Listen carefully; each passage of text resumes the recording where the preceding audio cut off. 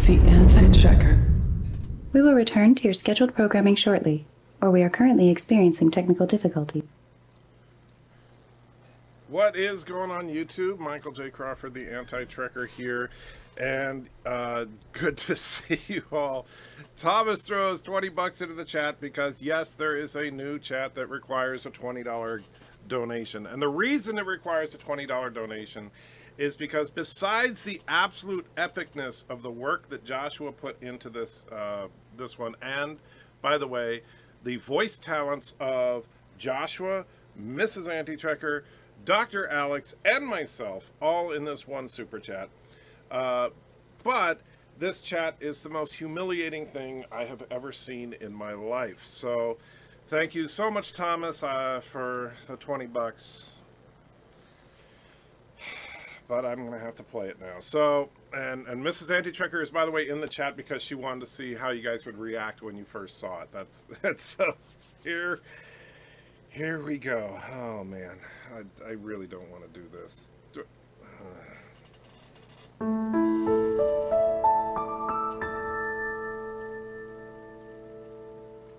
And introducing Bearded Spock with his amazing dyslexia powers. Good thing the wife doesn't realize I actually like STD. Well, what she doesn't know won't hurt her.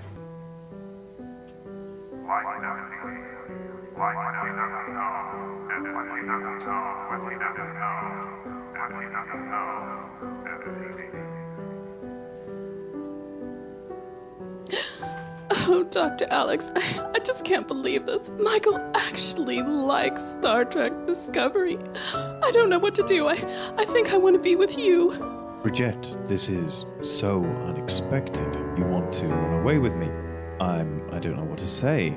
I'm a little concerned. I mean, Anti-Trekker is a bit bigger than me. I think he's at least 2 inches taller. Actually, he's only 3 feet tall. 3 foot? I knew it. I knew that hatch was for him as a dwarf. Actually, he's not a dwarf. What? He has big hairy feet. He's a hobbit.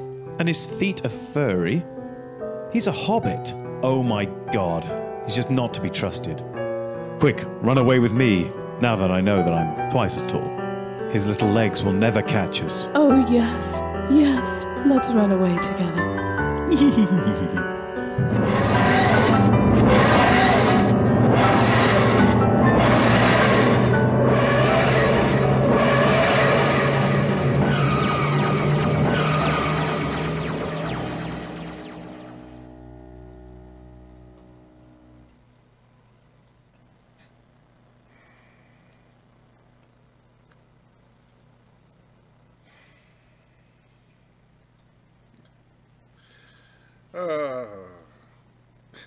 So that's Redneck check number 1.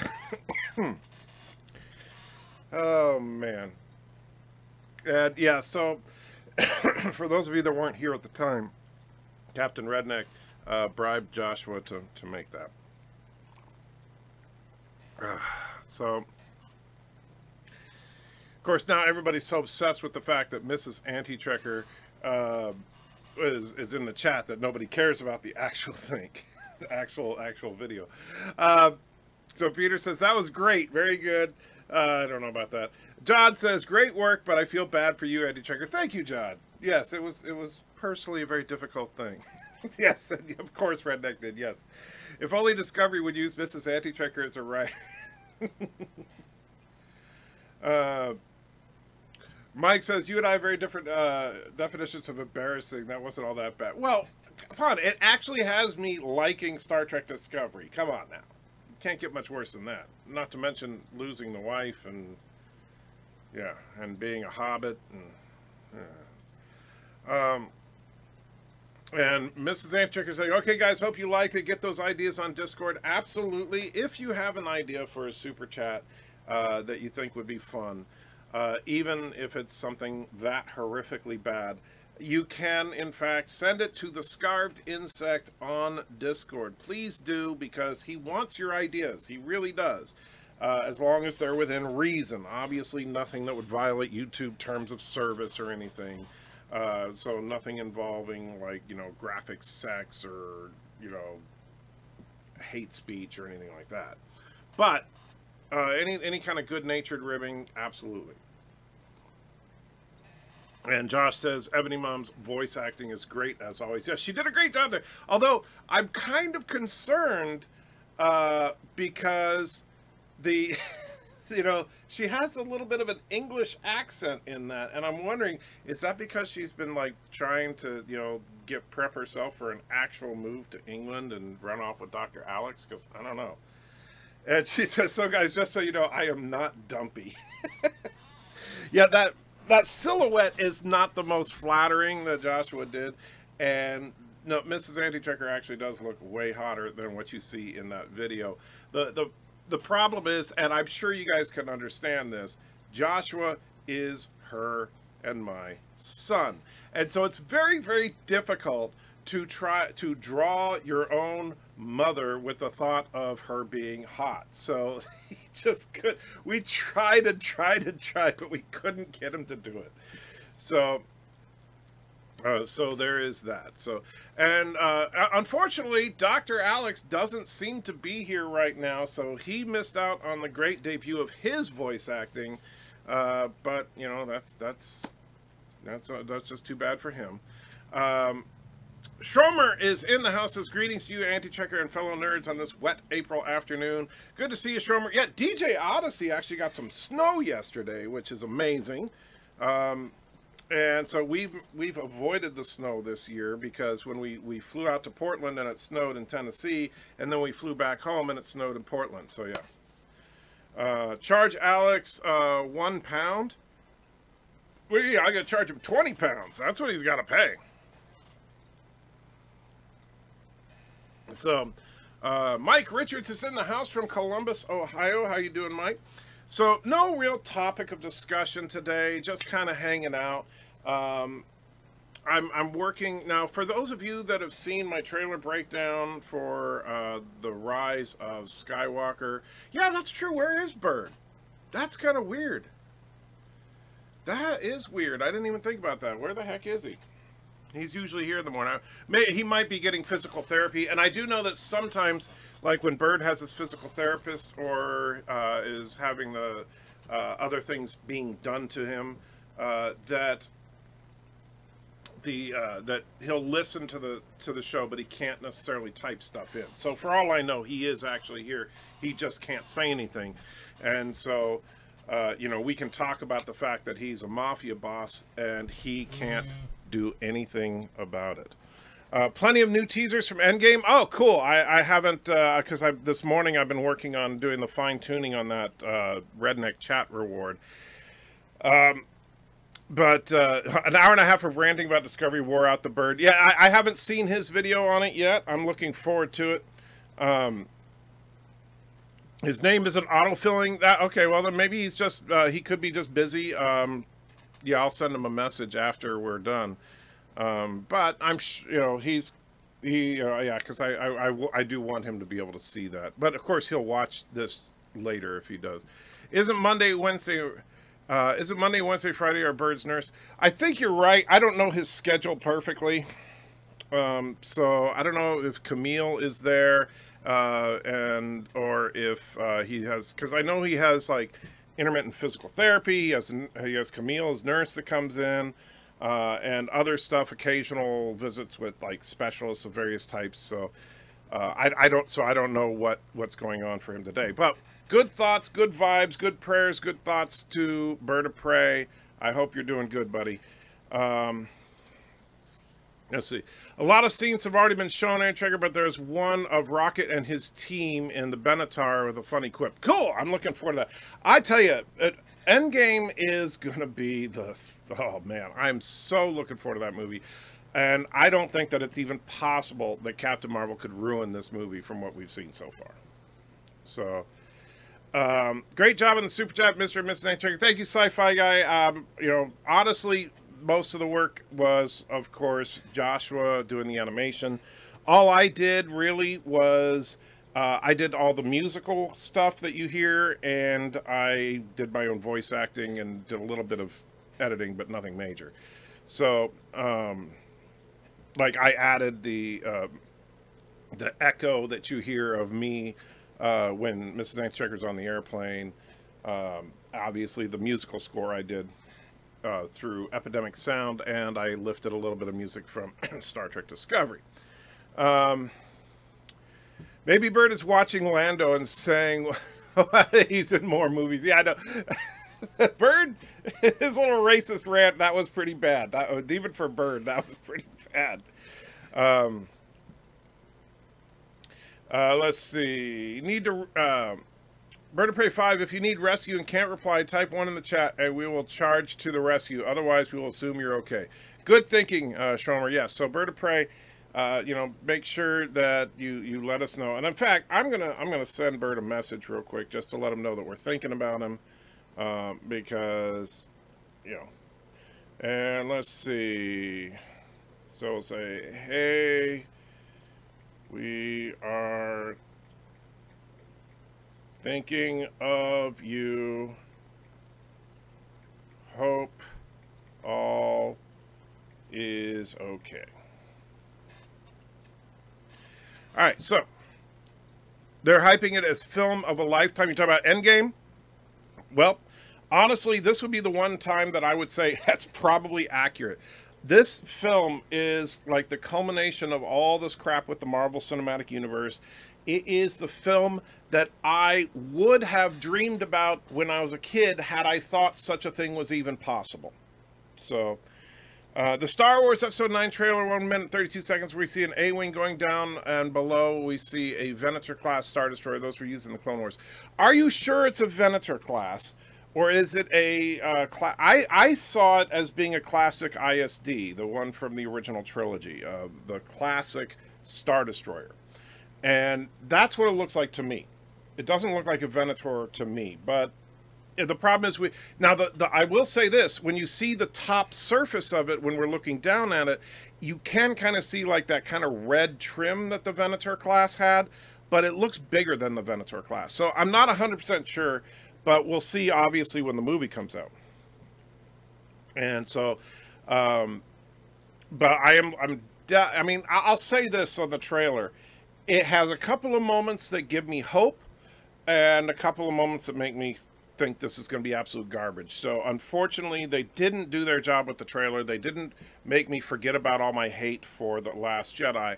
And in fact, some of the shots of Rey kind of made me feel like they were just doubling down on the crap that was The Last Jedi.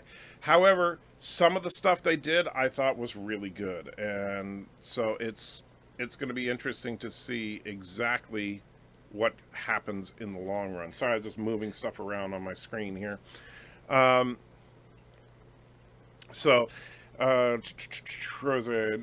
Ed Checker. How's it going with you? Well, Nathan, not too bad. Aside from being humiliated by my latest super chat reward, and I am having a bad back day. So, but all in all, I can't complain. I'm actually in a fairly good mood right now. Why? I'm not 100% sure, and I got to be careful of that because whenever I'm in a good mood, something horrible happens.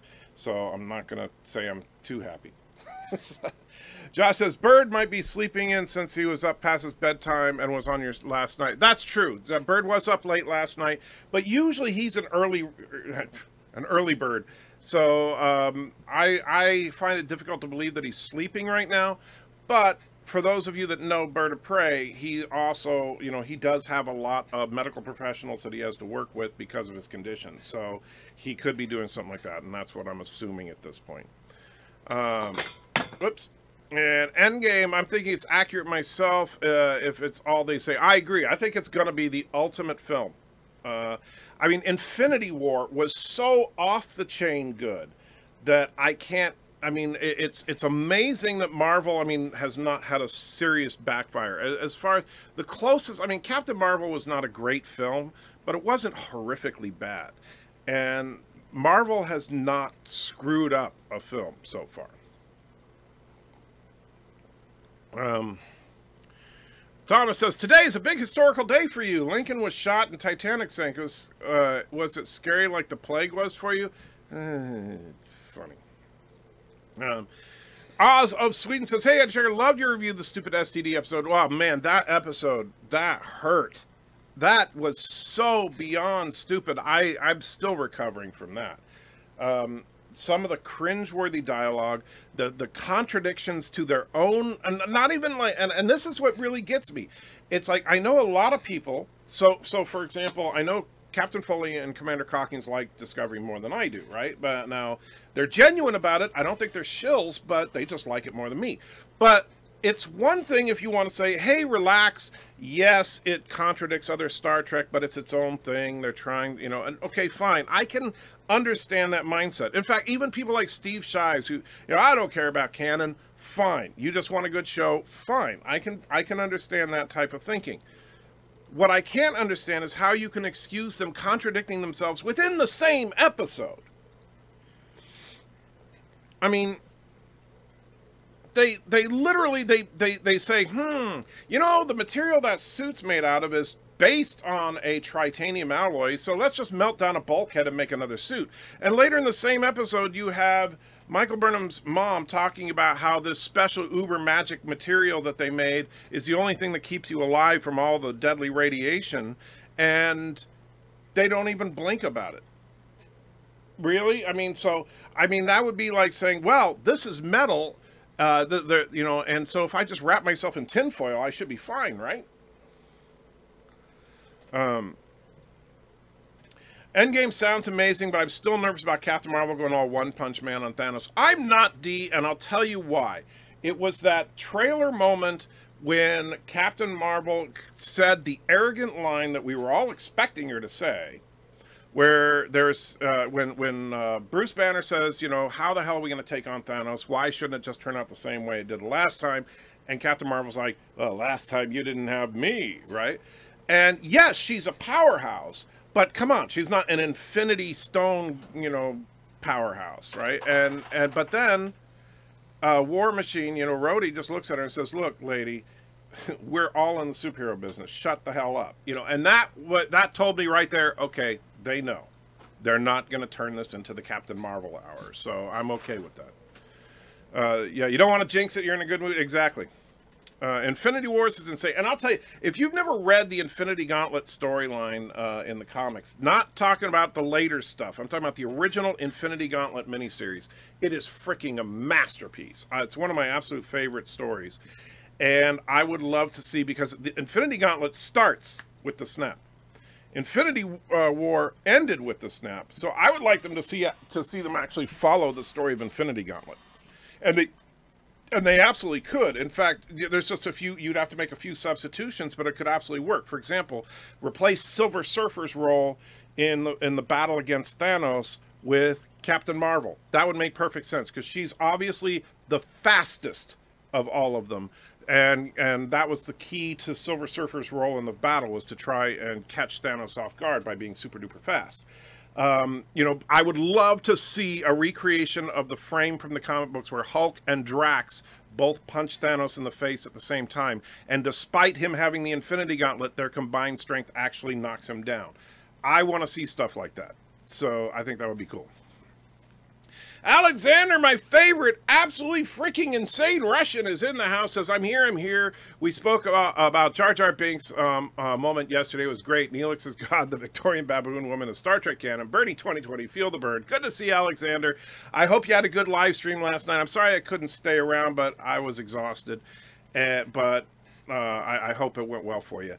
Nathan says, it was an ISD with a Republic paintwork. Remember, the Venator had 2 bridge towers, not 1. Also, did the end of the trailer look like the outer saucer of the Death Star? Yeah, I think that that Death Star wreckage, I think, was Death Star 2. And in fact, the more I looked at the trailer, the more convinced I am that it's Death Star 2, because if you look carefully at the surface of the intact parts of the wreckage, there are holes in it that are perfectly square. So I think that I think that represents the not quite finished construction of the Death Star 2. If Burnham's going to activate the Omega-13 anti-tracker, and the last episode could have been count 10 to 15 minutes. It was all goodbyes. Yeah. That last episode was horrible. It was absolutely horrible. I can't wait to re-edit that episode because all that long, drawn-out, everybody let's salute Michael Burnham stuff is going to go. And let's see. Second watch, I found that all that, the farewells and pomp was a bit too much. Agreed, Peter, 100%. Mrs. Antricker saying, have fun, guys. I'm going to go plan some cupcake ideas for the weekend. All right, and that's why I got your text message about that, so I got to take her to the store when I'm finished with this live stream. It's more like filler on the second one. Yeah, it really is. This episode, and I think that's something I said last night, is that episode was completely unnecessary. At the beginning of that episode, the last episode of Discovery, the Sweet Sorrow, is at the very beginning. They are the Discovery and the Enterprise are about to face down with a fleet of Section 31 ships. At the end of the episode, the Discovery and the Enterprise are about to face down with a fleet of Section 31 ships. Nothing happens in this episode. It is completely pointless. Everybody's saying goodbye to the missus, of course, because she's more popular than me. They say the saga comes to an end. Does that mean there will be no Star Wars going forward after Episode 9, no 10, 11, 12? Not necessarily, but I think what they're trying to do is say this is the end of the Skywalker saga. And let's be real. Disney is hedging their bets. If, in fact, this movie does not make $2 billion, then they're probably going to just stop making Star Wars films. If, however, this movie does make $2 billion, they'll continue on. Black Knight turns up in a story called Endgame. I'd like to see him. Black Knight is an interesting character. That would be interesting to see him. And so, for those of you that don't know, he wields a magic sword, and he is literally a knight. Did a muffin show today. Okay. Buy this drink, save a couple of cupcakes for me. I'll tell you, she knows how to bake. The thing is, she makes, when she's talking about these cupcakes and stuff that she makes, she actually makes them for, it's a wonderful program at our church, where they fix a nice dinner and everything for these women and children that are homeless, and they bring them in, and Mrs. Antichecker makes them dessert almost every week, and she does an incredible job. So I wish I could eat it all the time because she bakes really good. But I'd be twice as fat as I already am if I ate all the baking from her that I would like to. The first Death Star is destroyed to ground a gas giant. Well, technically, isn't Endor supposed to be a gas giant as well? But it doesn't matter. I still think it's the second Death Star because of the Palpatine thing. Maybe the impact of the debris destroyed part of the forest. Yes, I don't know if it was you. Someone said that in the comments. I think that I said that as far as like that impact of the Death Star debris could have wasted out a huge section of the forest, which is why it didn't look like a forest when they were looking at it. But the problem is that makes logical sense, and so far in the new Star Wars, it seems logic is out the door. I made a joke on the way to the toilet about halfway through to my tech. I said, goodbye, mate. Peter, I'm not sure what you're talking about. Nathan says, after rewatching the original series, I'm even more infuriated with Disco. Yeah, I tell you, don't. And you guys know I'm an original series fanboy. And so Disco is so painful for me because of the things they contradict. And, yeah. So, yeah. Although some of the things they've done I've liked. Like I said, I like the new Enterprise if they would just fix those stupid pylons. I like the bridge set if they would just tone down the lighting. And so those things I can accept. What I can't accept is Discovery herself and all the stupid blatant contradictions. And I know they keep saying, oh, it's all going to line up with canon by the end. But it seems like their idea of lining up with canon is just Discovery jumps to the future, and so now they don't have to worry about it. But that doesn't fix the fact that they've already broken canon in 750 different ways. BIRDOPREY is in the house. Good to see you. We were worried about you, my friend, especially since you missed the incredible new Uber Mega Super Duper Chat. And Dr. Alex hasn't shown up yet. Dr. Alex, I really wanted him to see it. Man, I truly do, because I think he did a great job with the voice acting, even though it sucks for me. Ban BIRDOPREY for being late. Admiral says it also makes more sense to be Death Star 2 because the unfinished construction. Yeah, that's what I was gonna.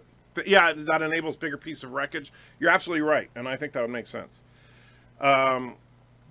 And BIRDOPREY says I was sleeping after my record last night. I mean, you mean you're recording last night? Plus you were on my stream. So okay, so you just slept late. That's cool. I just want to make sure you're all right. And yeah, Josh did call that, so you get 10 internet points.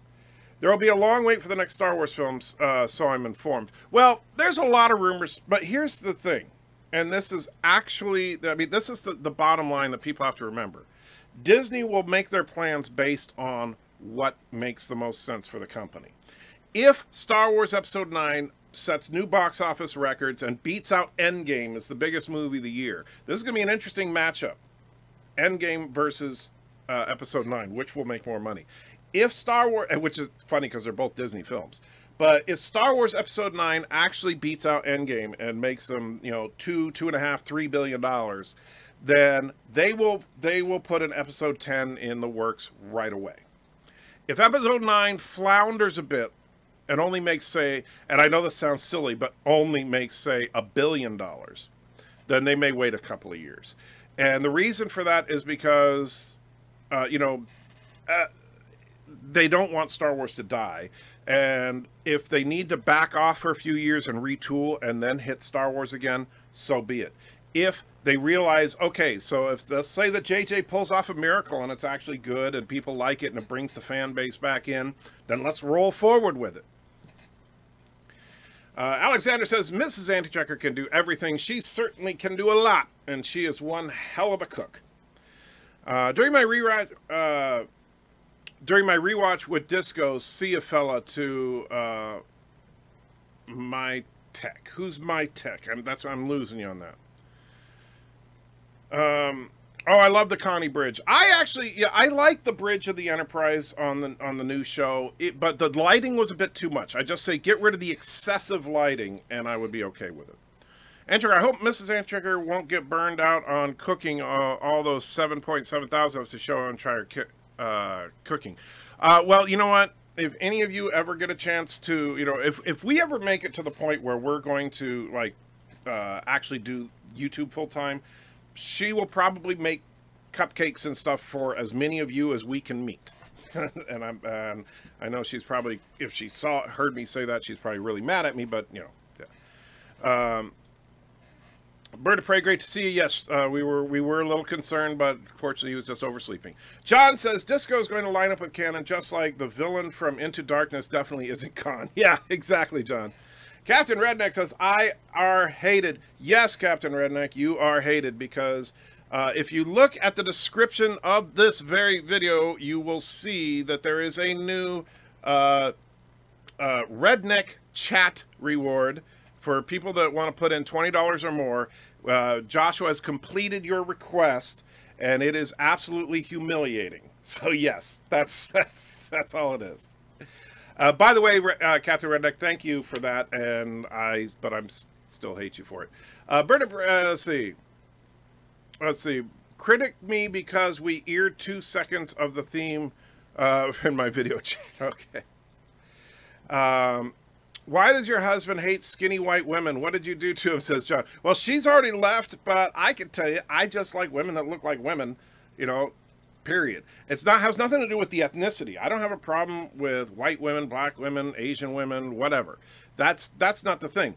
However, I like women to have curves. I think that that's what women are designed to look like. I think that's how they look best. And so I think these skinny women that look like a 10-year-old boy is just disgusting. I'm sorry. I don't like it.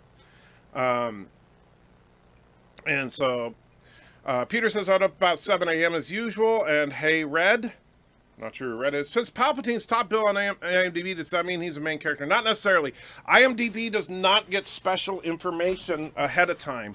So, and that's one thing. You got to take IMDb with a grain of salt until after the movie is released because they don't have access to the credits beforehand. After the movie is released, IMDb is like 100% accurate. Before, a lot of it is speculation. It's usually good speculation, but it's still speculation. BIRDOPREY says, thanks. Captain Marvel, it has no end game, just saying. Yeah, that's true. Edger, if there are hordes of irradiated Ewoks scrambling around like The Walking Dead, then yes, most likely test. That would be hilarious. Ewok zombies. LOL, Disney killed Star Wars. Very true. BIRDOPREY says, Dr. Alex confirmed I was totally right about my comment on Planck energy in my Star Trek Discovery review. Planck energy is the smallest amount of energy possible. Yeah, and that, by the way, that was something I've been wanting to, I've actually wanted to confirm with Dr. Alex before I spoke up on that, because I have a problem with the Planck energy thing, but I didn't say anything because I wasn't 100% sure on my scientific technobabble. What Captain Rednek chat is more expensive than the Bird chat? Yes, because it is so personally humiliating. Sorry, Bird. Odd question. My collection is small, but already valued at 1.3K. How much would you get unsecured? Zoom? I'm not sure what you mean. How much would you get it? How much would you get it insured at? If your collection's worth $1,300, I don't know that you could get an insurance policy specifically for that. E equals MC squared stuff. No one says that. Agreed. Nathan says, I just don't know about this giant stupid window on the bridge. Yeah, I didn't like that. I really didn't. I would pull a gold ducat as soon as I saw it. Good thinking. Disney owns Lucasfilm, so yeah. Says STD for disabled now. They should remove the steps from the Enterprise Bridge. Yes, you're right. And so Captain Rednek throws the 20 in, wants to see the hate. All right, Captain Rednek. And so here it is. This is a absolute masterpiece of work. It has the voice talents of myself, of Joshua, of Mrs. Antrekker, and Dr. Alex. Animation by Joshua, musical arrangement by myself. This is a wonderful work. I just hate it.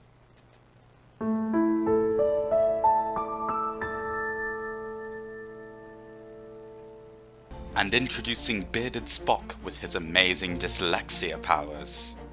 Good thing the wife doesn't realize I actually like STD. Well, what she doesn't know won't hurt her.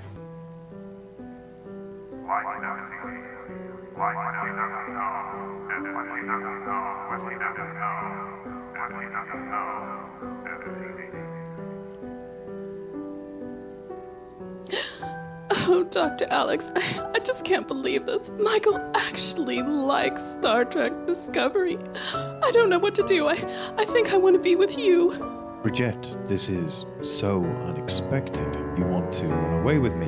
I don't know what to say. I'm a little concerned. I mean, Antitrekker is a bit bigger than me. I think he's at least 2 inches taller. Actually, he's only 3 feet tall. 3 foot? I knew it. I knew that hatch was for him as a dwarf. Actually, he's not a dwarf. What? He has big hairy feet. He's a hobbit. And his feet are furry? He's a hobbit. Oh my god. He's just not to be trusted. Quick, run away with me, now that I know that I'm twice as tall. His little legs will never catch us. Oh, yes. Yes. Let's run away together.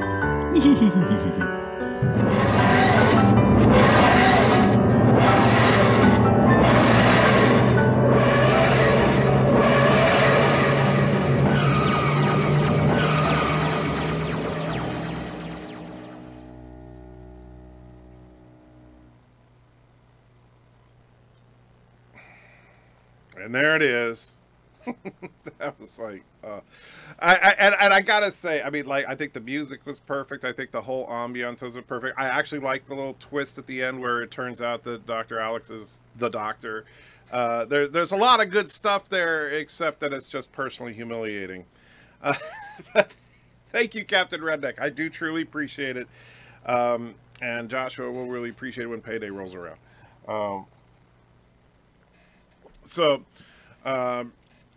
Borg Asian women is amazing. We already begun to write the story. Oh boy.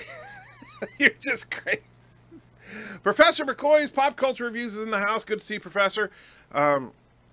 Just give it to Antitrekker. He will insure your stuff. Yeah, just send me all your stuff and yeah, I'll add it to my insurance policy. Tilly's body type is slim and is 38, 28, 38 as of January 2019. I don't know who calls her body type slim, but those people are called stupid. It's on the website, so it must be true. Really? Okay, let me take a look here. I'm going to bring up the link that you just sent. Mary Wiseman bio. Whoa, and let's see. All right, so full name, Mary Wiseman, net worth $400,000, date of birth 1985, marital status unknown. No, she's married. Birthplace U.S. She's white. Actress 2007 to present. Eye color brown. Hair color brown.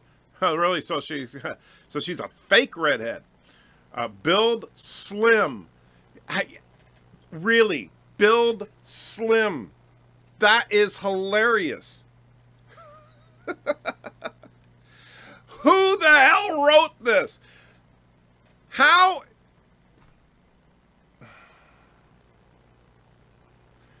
Wow. Wow. yeah, it should just say, you're right, Peter. It should just say not slim. That is freaking nuts. Michael likes STDs. Pepe. Why are you saying Pepe, Bird? What time do you think you will stream after you see Endgame? Immediately. I've already scheduled. I'm going to leave work early that day, and then we're going to see Endgame, and then come home and do a live stream about it. So I'm very much looking forward to it. Likes STD, would not blame her. Yeah, I know. Damn soap operas. It does have a soap opera feel, doesn't it? Rolo Cat. Captain Rednek calls it a true masterpiece. Thank you, Captain, you jerk. Alexander liked it. The STD Enterprise bridge is a huge compared to the TOS, and it's almost a command center. Yes, but at least it isn't like inflated to the extreme that we see on Discovery. I'll be rewatching Infinity War before I headlong into Endgame. I've already watched Infinity War like 20 times. I love that movie, and so, but yeah, I'm going to be watching it sometime in the next few days to kind of refresh it. Ha ha ha! Started the midget thing. Yay me reference. I know, I hate it. Outstanding, says Mike Richards. The redneck chat needs to end with a flashing to meanwhile and the beach with anti-checker floor. Oh, I should have thought of that. I really should have. What the heck did I just see? Well, that was, yeah, the redneck chat one.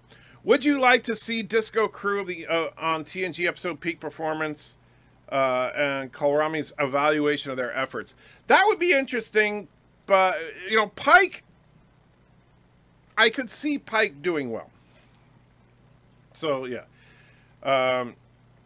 BIRDOPREY says, wow, maybe it just seems that way, but Bird Chat 1 certainly feels a lot longer. Well, it's more than just the length of the chat. BIRDOPREY chat is actually a little bit longer than that one, but it's, but that one is just so personally humiliating that I had to put it up there. Not slim, yeah. Dr. Alex is a Jody. That's a slime ball. Fair enough. Tilly is slim. Well, apparently, Captain Rednek. And Luke Fovark is in the house. Good to see you, my friend. Hope you got to see the Redneck chat a minute ago. And throws a couple of euros and says, hey, Anti-Trucker, how are you doing? I'm hanging in there. I'm not doing too bad, Luke, although my back is killing me. The rest of me is doing well. And Super Chat number 2, you got it. If I can hit the button. Charlotte, did you have a husband?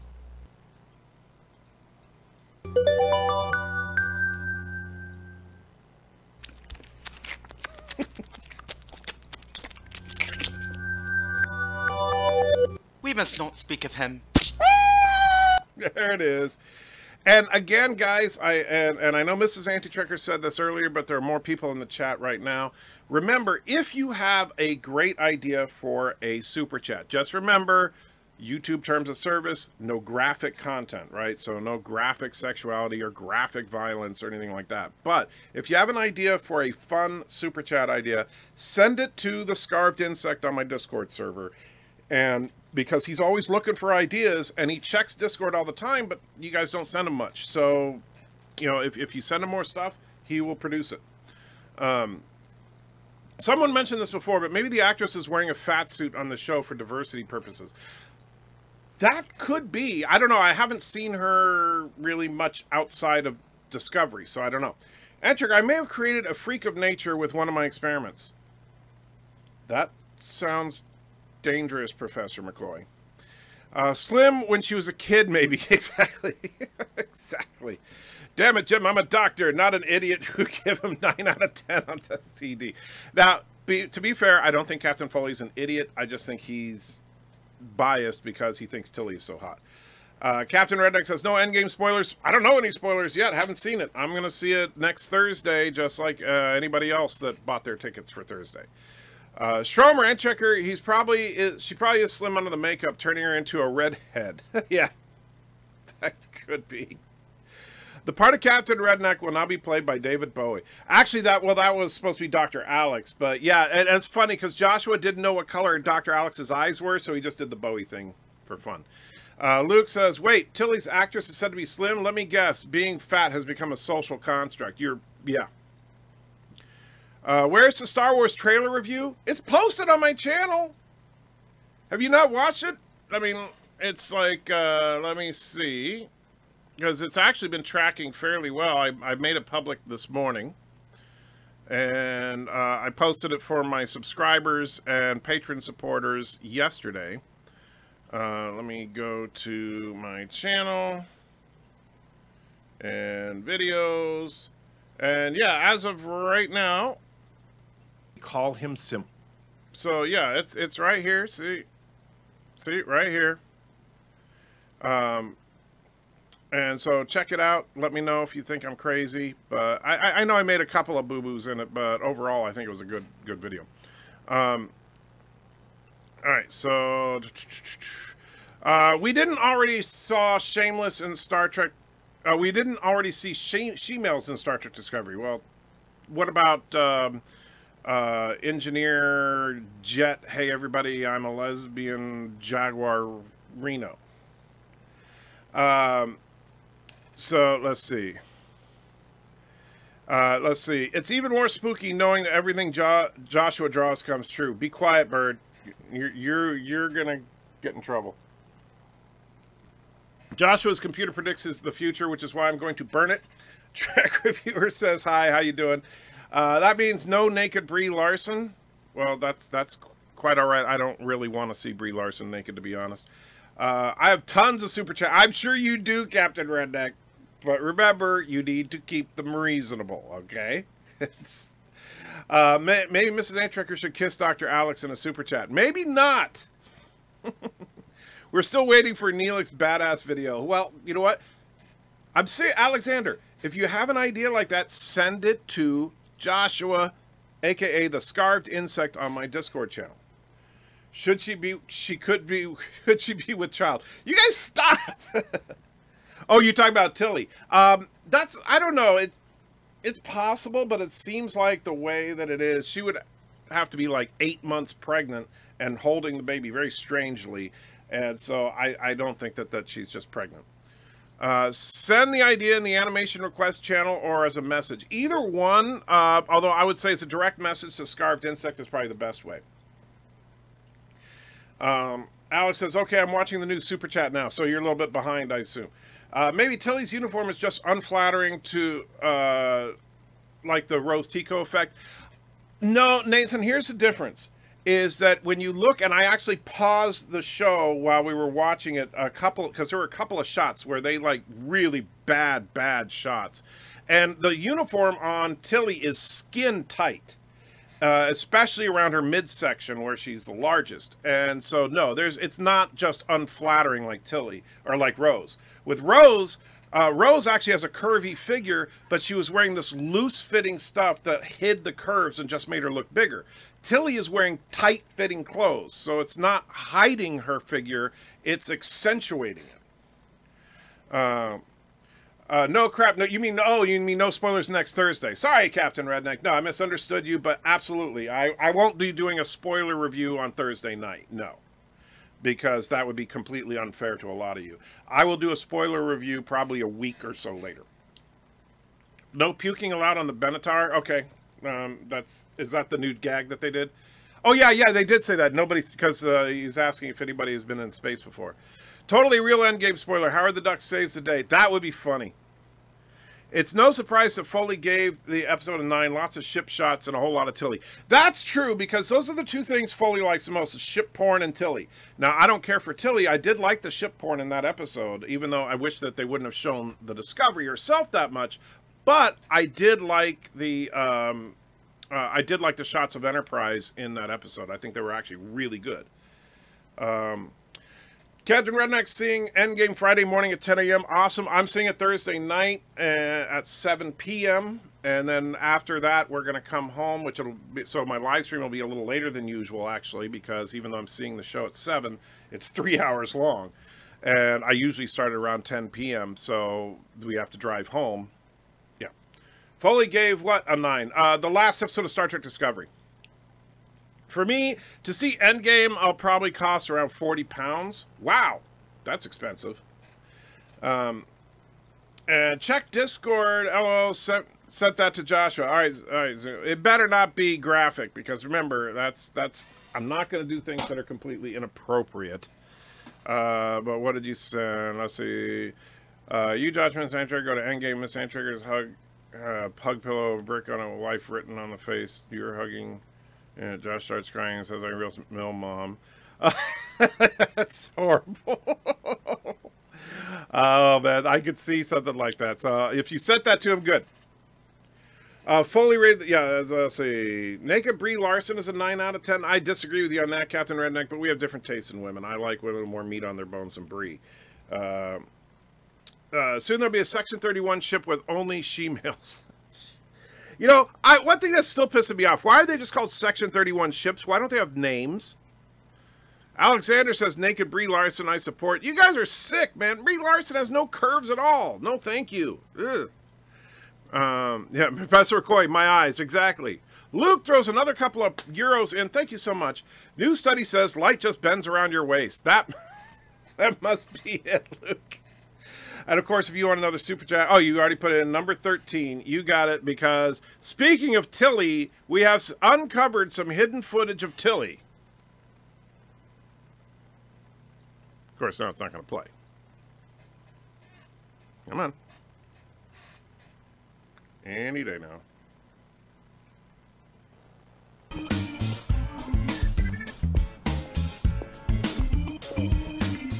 Hey, you want to learn about Jesus? There's no such thing as hooker-client confidentiality. You know, the funny thing about that is that is, in fact, a red wig. So maybe maybe the producers of Discovery saw that, and that's where they got the idea for Tilly. So we are fools. We could use the Red Angel suit to kidnap Neelix and make him into the chef on Star Trek Discovery before Battle of the Binaries. That should fix canon. Yeah, you're right. Nathan says, I would be disappointed if Michael Burnham does not die at the end of Discovery. Well, yeah, but I don't think she will. Surf Trektonic says, oh, mahalo. More disposable cash coming soon. Awesome. Hey, Surf, good to see you. The 40 pounds will include snacks. Well, that's true. The snack stuff costs a lot. Was Foley scored 9 out of 1,000? I wish that were the case. I want to have a chat with Foley about that one. I know he's busy right now, but I would like to. Ironic, the lady invents an algorithm that allows us to see massive black holes a galaxy away and Tilly's gut. Trolita says, attention, this chat is being monitored for poop speech. Anybody found making offensive jokes about poop will be reported to YouTube. Poop is no laughing matter. Yes, so remember that, everybody. Poop is not funny. According to Trolita. Anti likes Rosie O'Donnell but loves Whoopi Goldberg? What are you talking about? Welcome, Trolita. Finally, some civility, says BIRDOPREY. So, Peter says, check Discord. World exclusive interview with Palpatine. Uh-oh. Let's take a look here. What'd you do, Peter? I had a parachute, the Emperor explains. Oh, that's funny. And so I'm assuming that, yeah, UK, this is a spoof interview. So let's take a look. That actually sounds like it could be funny. Let me bring this up here so you can see it. So, This is from News Thump, and yes, I know it's a parody website. It's not real news. It is intentionally fake news, but it still sounds funny. So, I had a parachute, explains the Emperor. The Emperor of the Galaxy was wearing a parachute. It has emerged today. The Emperor, who was feared dead after plummeting into a pit of an exploding power station at the bottom, has emerged safe and well due to an elaborate system of crash bags and parachute, which he carried at the instance of the Imperial Facilities Management Department. At the insistence of the Imperial Facilities Management Department. Working on the Death Star wasn't all that safe, explained the Galactic Health and Safety Officer Simon Southes, which, you know, that sounds like it could be a Star Wars name. All these rickety gantries over bottomless chasms were a complete nightmare. People used to fall down them all the time, usually with the same high-pitched scream. Yeah, a guy named Wilhelm. The insurance claims were bad enough, but the HR complained about the recurring staff and environment with dire need of handrails and warning signs round unmarked infinite voids was almost impossible. Plus, the Emperor installing a pit leading directly into an unshielded fusion reactor at his office was a design flaw at least as bad as not putting a grate over your exhaust port for the first time around. Fortunately, we managed to introduce a strict work safety device, which meant all staff either had to wear high-vis red or white uniforms at all times or carry a parachute in case of emergencies. When asked, Senator Palpatine admitted that yes, he had been opposed to the new health and safety regulations as unnecessary costs and human rights gone mad, but at the end, it turned out to be a lifesaver. For me, anyway, he added with a crackle, now die. That is a great, great interview. That's like the best article I've read in weeks. Thank you.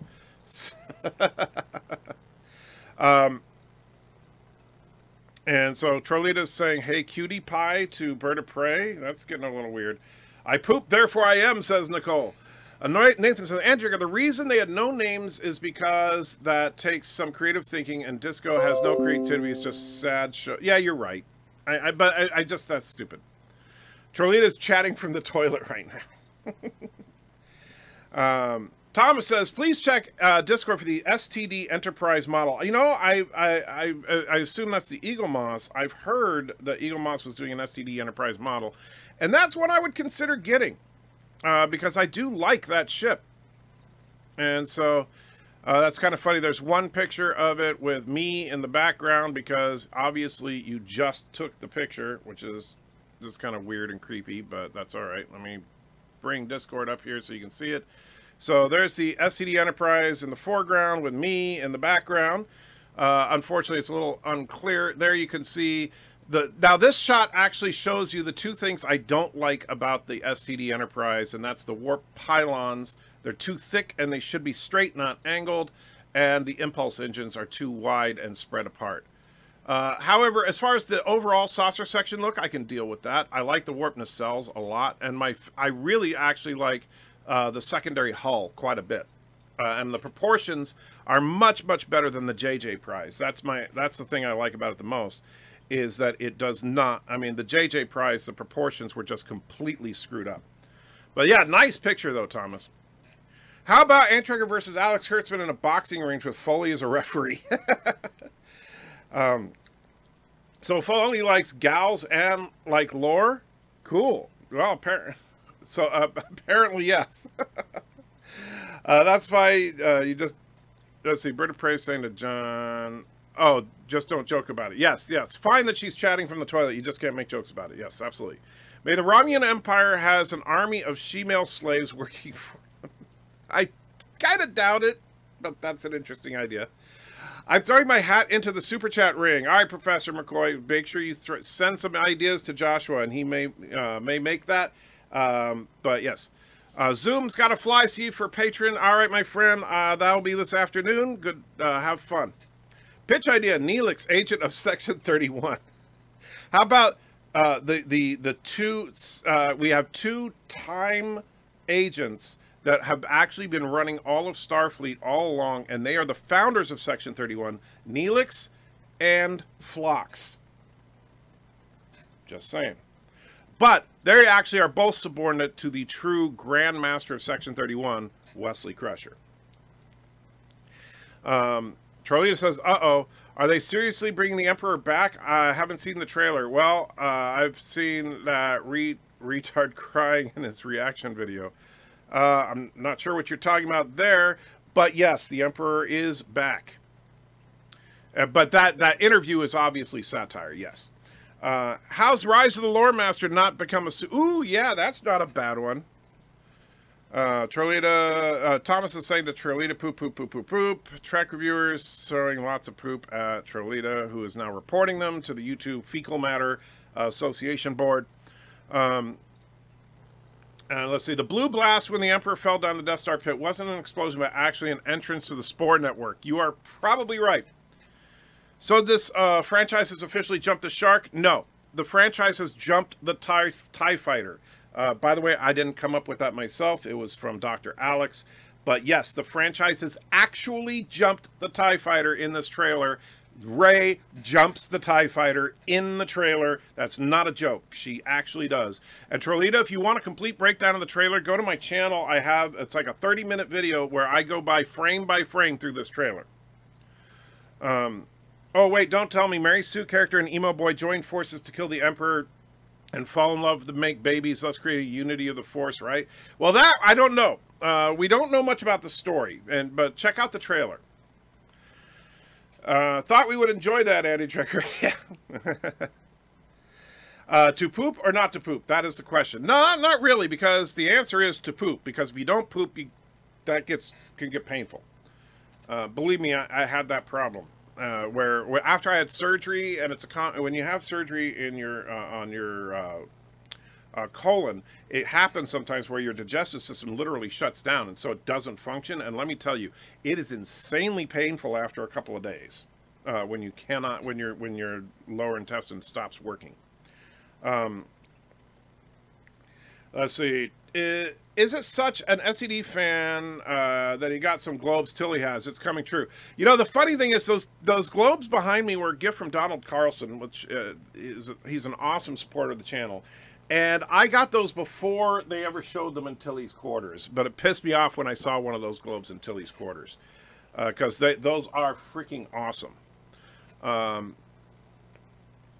Does Eagle Moss also have the windows with visible crew inside? I don't think so.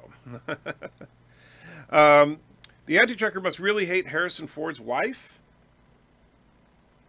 Why? I don't even know who he's married to, so I'm sure there's something to that. Lore fact, lightsaber is never pronounced in The Last Jedi. Oh, wait. He got that one right. Yeah, that's true. They call it a laser sword.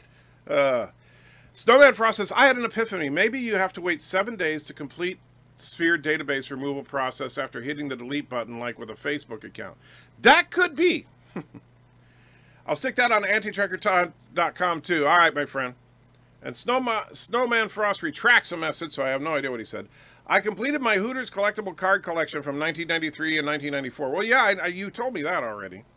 Andy Trekker says, Nathan, the reason the she-mails is because they have to physically plug in to get the computers to work. Guess where what they use as a plug. The new Hipster Blahs is out. AI control reference funny. Yeah, I actually, for those of you that don't know, on his own channel, my son, he has a YouTube channel called The Scarved Insect, and he's been doing a series that's a parody of The Wizard of Oz called The Hipster of Blahs, and he put a new episode of it out just the other day, and it's actually really good. I love the social media platform for the Tin Man. I ate alphabet soup and then had a vowel movement. Are they going to make Burnham captain of the Discovery? I don't know. You know, they didn't officially name a captain. It's got to be either Burnham or Saru, but we'll see. Trolita says, no way, ha ha ha ha. Oh, yeah, I'll see your reaction vid. Yep.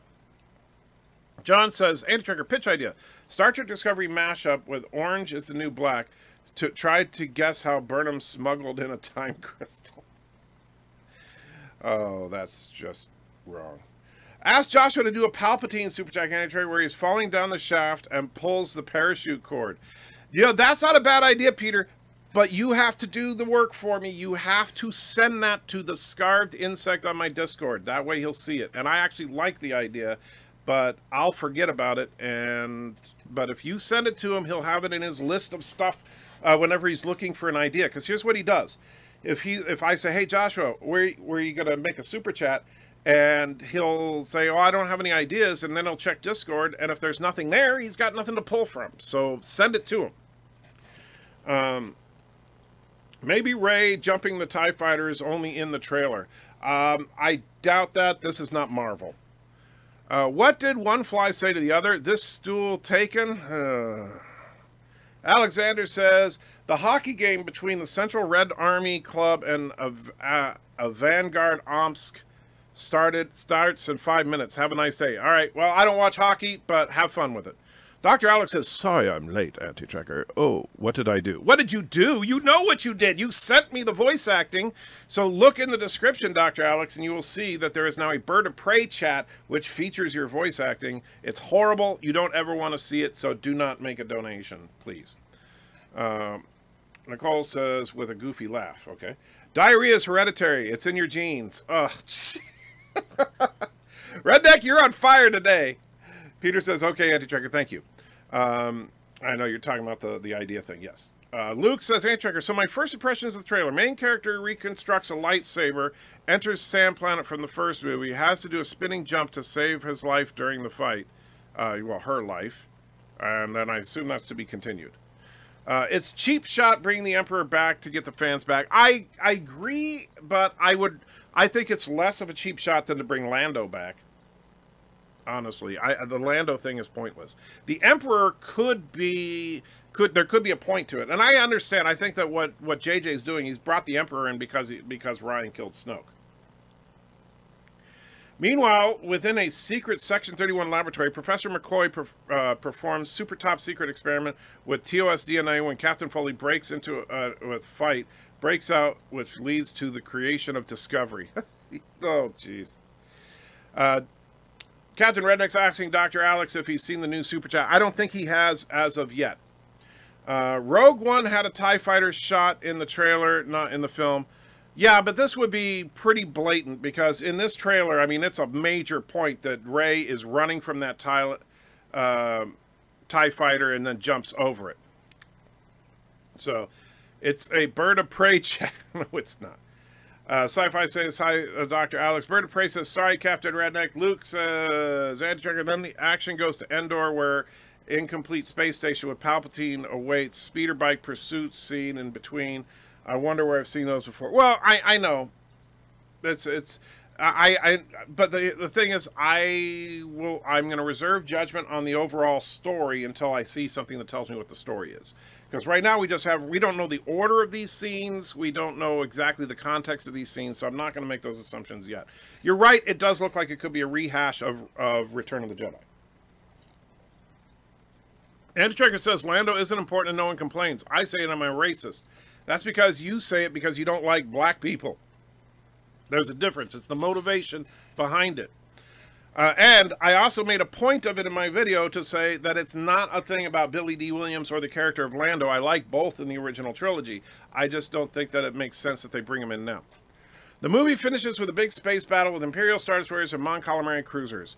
Dr. Alex throws £2 in and says, okay, play the new Bird of Prey Dr. Alex Super Chat. And then Bird of Prey, because Dr. Alex doesn't realize, because he obviously can't read, being English, that it's a $20 requirement, but Bird of Prey makes up the other 18. Thank you so much, by the way, Bird of Prey. I do appreciate that, and so I will play it for you, Dr. Alex.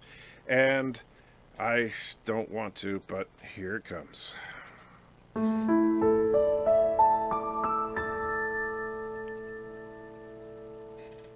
And introducing Bearded Spock with his amazing dyslexia powers.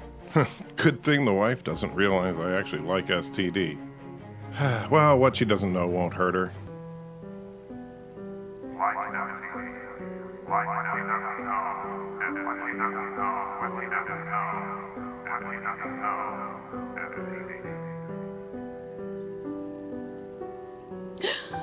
Oh, Dr. Alex, I just can't believe this. Michael actually likes Star Trek Discovery. I don't know what to do. I think I want to be with you. Bridget, this is so unexpected. You want to run away with me. I don't know what to say. I'm a little concerned. I mean, Anti-Tracker is a bit bigger than me. I think he's at least 2 inches taller.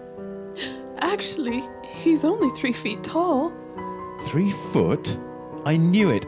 I knew that hatch was for him as a dwarf. Actually, he's not a dwarf. What? He has big hairy feet. He's a hobbit. And his feet are furry? He's a hobbit. Oh my god. He's just not to be trusted. Quick, run away with me, now that I know that I'm twice as tall. His little legs will never catch us. Oh, yes. Yes. Let's run away together.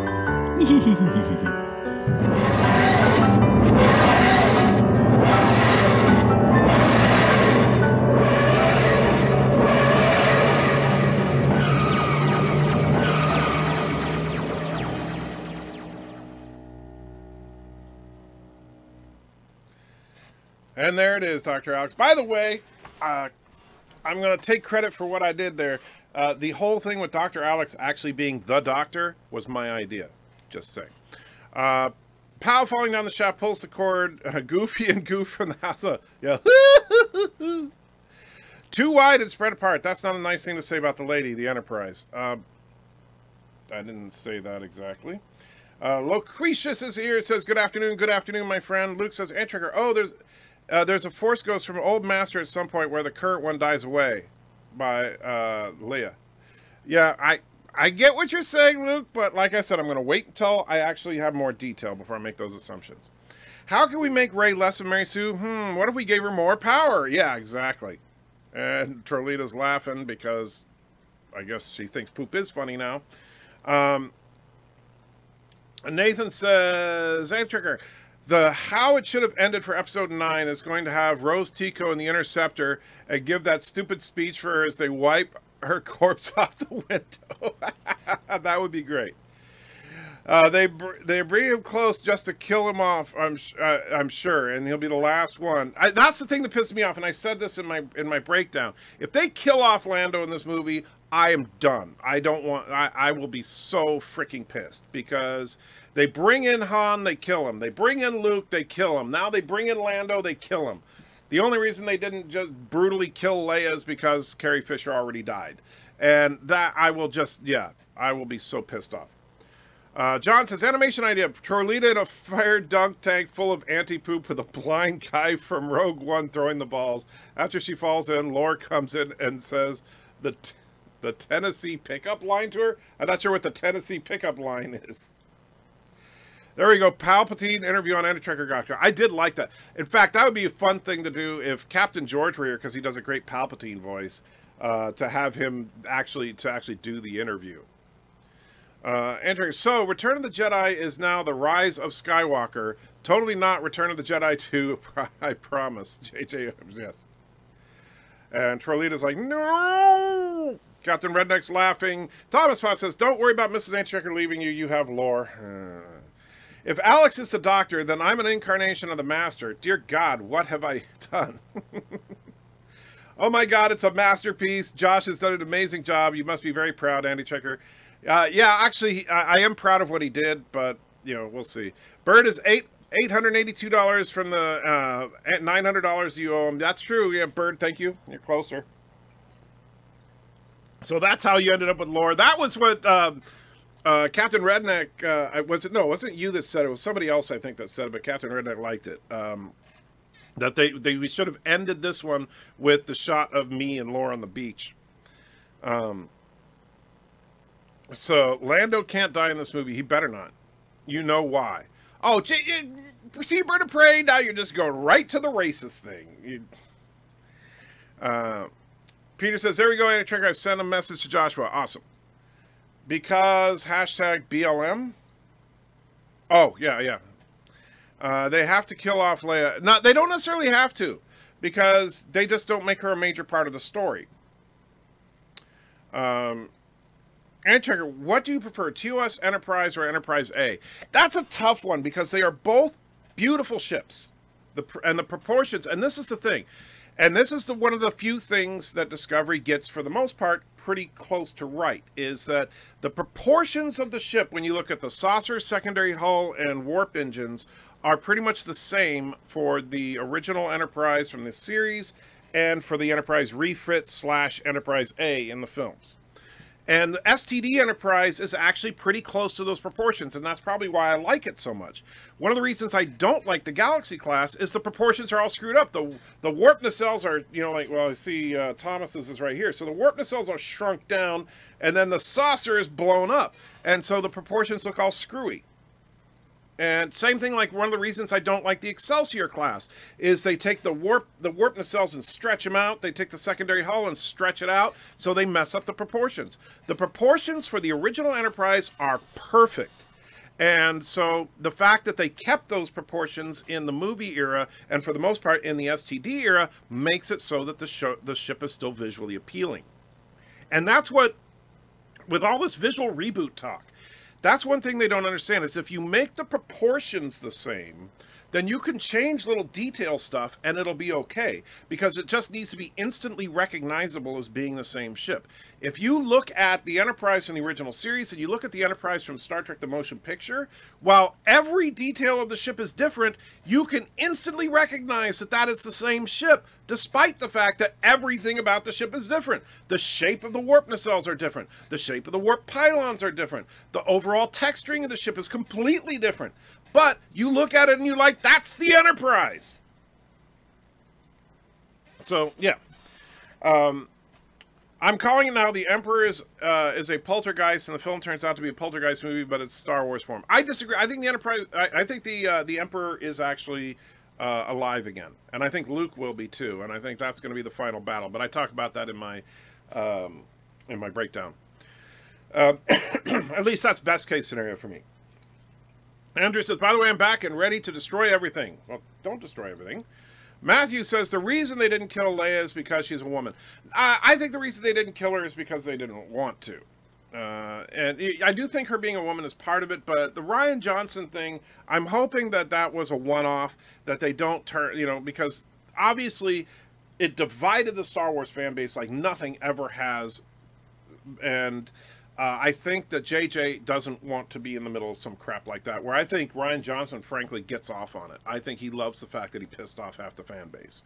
And that's based on old interviews with him and stuff where he says he likes making controversial films. So I think he was a horrible choice to make a tentpole film, period. Now, on a more objective note, I actually like the choice to go back to the Return of the Jedi-like movie. It shows the intention to come back to the original ideas. I agree. Well, and if you look at the fact that they're rebuilding Kylo's helmet, that she rebuilds the lightsaber. There's a lot in this movie, in the trailer, that kind of symbolizes returning to former glory, as opposed to in The Last Jedi, tearing down former glory. And so if that's the case, I'm good with it. By the way, I recorded the last Doctor Reads the Doctor video last night with a guest actor. It'll take a couple of days to edit, though, and it's a two-parter. Well, I'm looking forward to it then. And for those of you that haven't seen it, you should subscribe to Dr. Alex, or Alex Leith, sorry, but I call him Dr. Alex because he is a doctor. But you should subscribe to his channel, and his Doctor Reads the Doctor as the Doctor Reads the Doctor, or however you say it, is a great series. And because Dr. Alex has one of those voices that I hate you because I wish my voice was that good. And so, but these videos that he does where he's reading Doctor Who stuff is really, really good stuff. So definitely worth checking out. How about the 1701J? Ugliest ship in the history of Trek. Even uglier than Discovery. Peter says the Connies are great. Absolutely. Didn't Palpatine learn how to survive his death? Well, that's the question. Because remember, Palpatine in, was it Attack of the Clones or Revenge of the Sith, whichever, is telling, I think it was actually Attack of the Clones, but he was telling Anakin how Sidious learned how to beat death, and that but that his apprentice ended up killing him anyway. But if Palpatine did learn that secret, then maybe he somehow used the Force to reincarnate, which I think would be interesting. And they could even write it into the story that he was Snoke, because I know that was a big theory. But then when Snoke was killed, he reincarnates again into his former form or something. I got to meet Jeffrey Combs, Michael Dorn, with Nana Visitor for a long time. Very cool. I'm jealous. I haven't met any of those three. I have met LeVar Burton, Jonathan Frakes. I got to really hang out with Maria Sirtis because I was working at a convention and I was her personal security at a convention, and she and I just got to hang out for a couple hours, which was really cool. The Constellation class always looked a little weird to me, but other people love it. The Constellation class is not my favorite. You're talking about the Stargazer. It's not my favorite, but it's not a bad-looking ship. I still think the Constitution is the best. I really like, and I think that my number 2 ship in Star Trek would have to be the Miranda class. I think Rey takes a trip to the Death Star to get the crystal to make the new lightsaber, and they're planning a holo recording of the Emperor, and that's all he'll be in the movie. I disagree. I think he's going to be a major part of the film. From a practical standpoint, isn't the Enterprise a horrible design because of the stress between the primary and secondary hull saucer section with a tiny bit of stuff connecting them? No, because that design is actually, first of all, keep in mind that they use structural integrity force fields. It's not just based on the strength of the materials involved. And the design is so that the saucer section can be used as a lifeboat in emergency situations.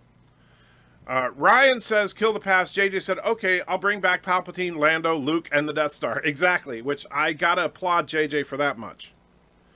Dr. Alex says, the doctor reads the doctor by the doctor. And thanks, Anti-Trigger. You're more than welcome, Dr. Alex. I have to give credit where credit is due. Even though you stole my wife, I gotta appreciate you've got an incredible set of pipes on you, my friend, and you need to take advantage of that.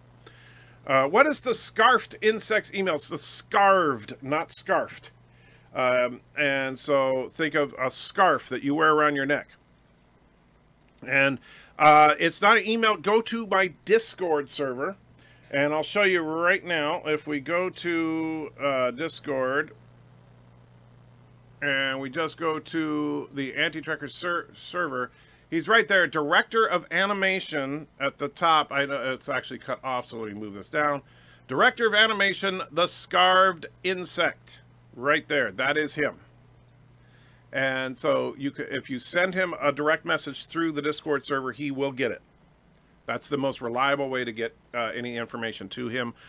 Just like I said, please, please, please don't get graphic, don't get crass, all right? And because if you do, I will take action. I remember, and I'm not trying to threaten anybody, but you know, we need to be, you know, we need to be real here, okay? I remember, and I'll tell you, one thing that I don't play around with, I protect my family.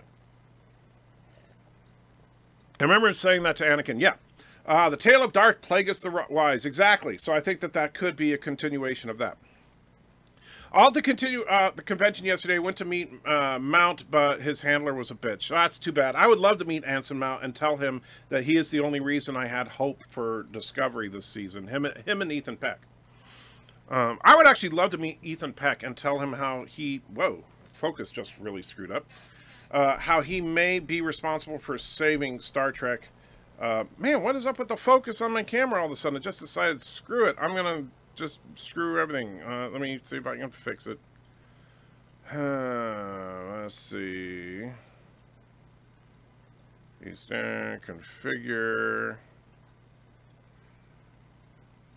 Yeah, I don't know what happened all of a sudden to the focus. That was just like crazy. There. Weird.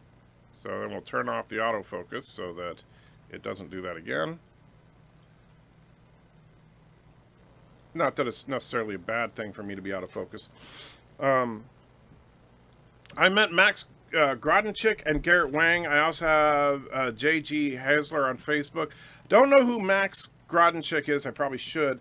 Or J.G. Hasler. But Garrett Wang would be cool to meet. I did like Harry Kim overall, even though he was kind of treated like a bitch on the show.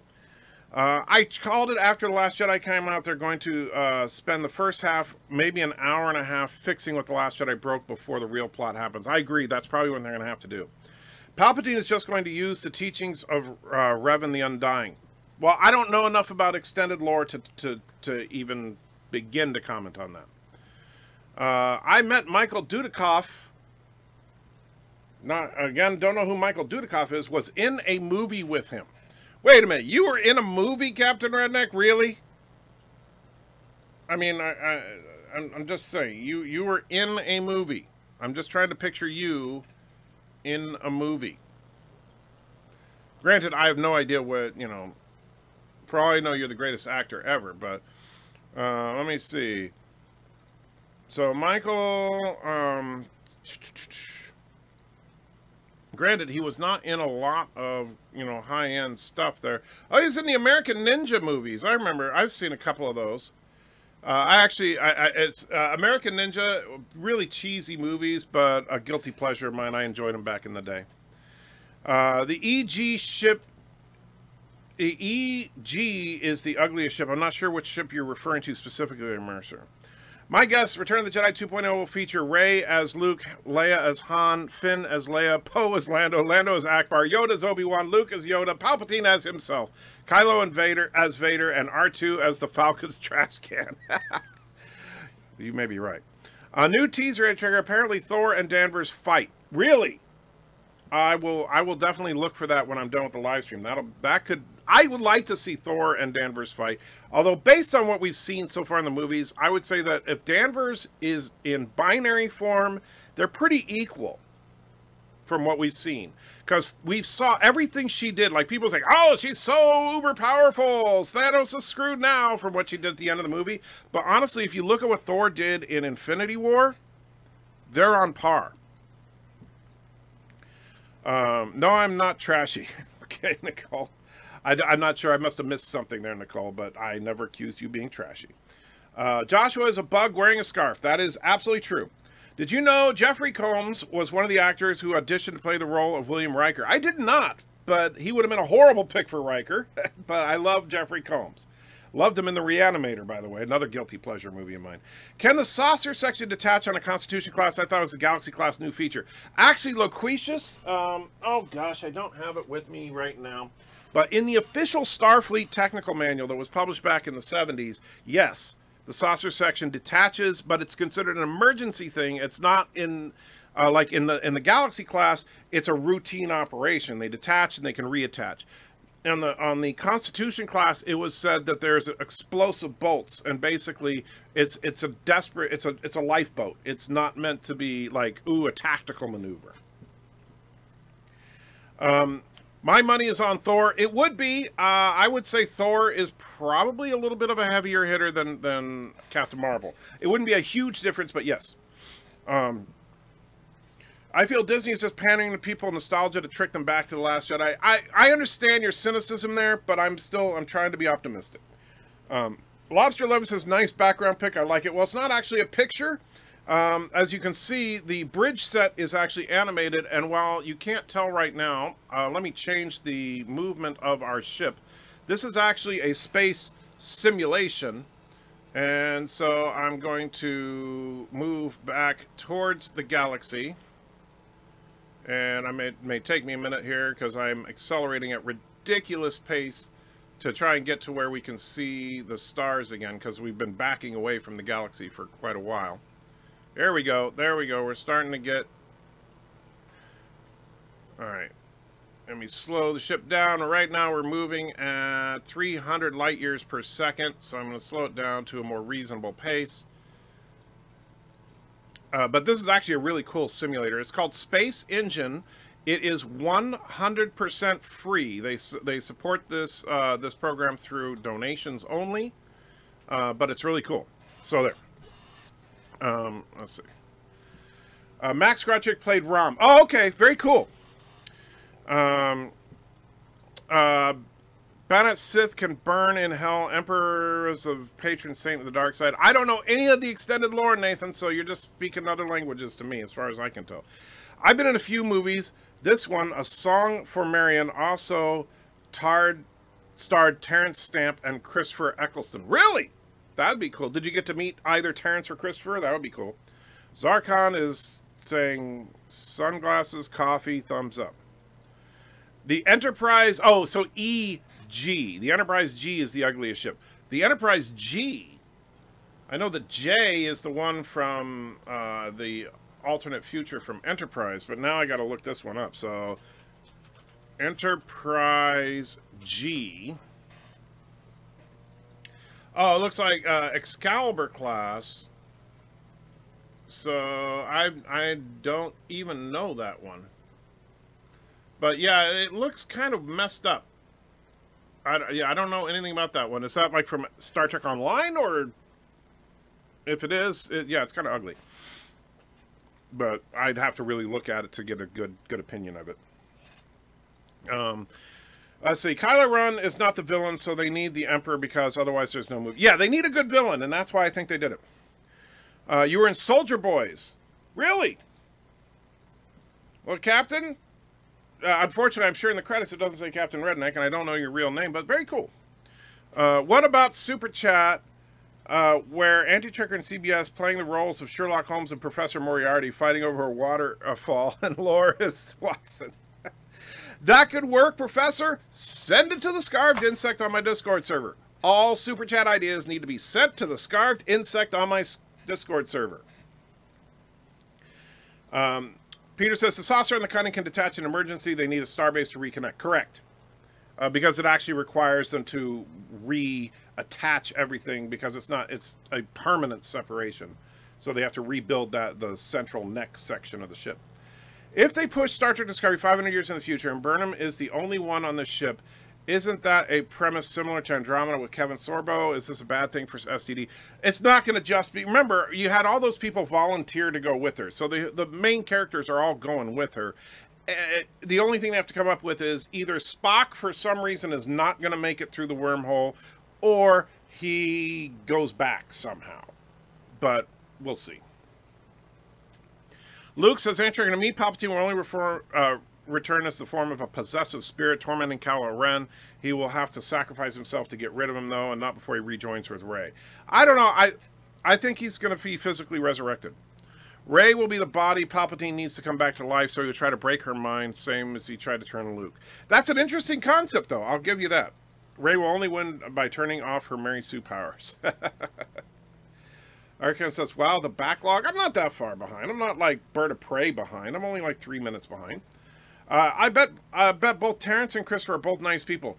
I'm sure they are. I mean, a lot of the actors, I mean, some actors are just complete and utter jerks, and other actors are really nice people. They're just like any other group of people. I had a great time hanging out with Jamie Bamber and Michael Trucco. However, Jonathan Frakes was kind of a prick. And so, you know, it just depends.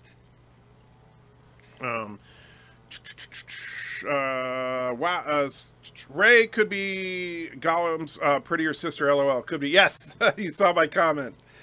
I play with the Excalibur class in Star Trek Legacy. Okay. The Enterprise G looks worse from the side. It does. From those pictures that I looked at. Yeah, it looked horrible from the side. Eric, sorry I'm late. I found Star Wars 9 trailer to be pandering every hard. It does seem in some areas to be very, very pandering. It does. But I'm still going to try to be optimistic. Rey just sounded like she just got done doing lines in the trailer. Looked like it too. Yeah. But from an engineering perspective, doesn't making the saucer section flat with the primary hull long enough along another axis create an unneeded torque? Wouldn't it make more sense to have a vertical saucer? You would think, but I think that you also, I mean, Loquacious, there's just the simple fact that they have to make it look cool. I mean, I understand what you're saying from a practical engineering standpoint, but at the same time, also keep in mind that warp field dynamics don't work like what you're thinking of simple Newtonian physics. It's not like the warp engines push the ship along and that you actually have stress torque on like the pylons and stuff. They create a field around the ship that moves the entire ship.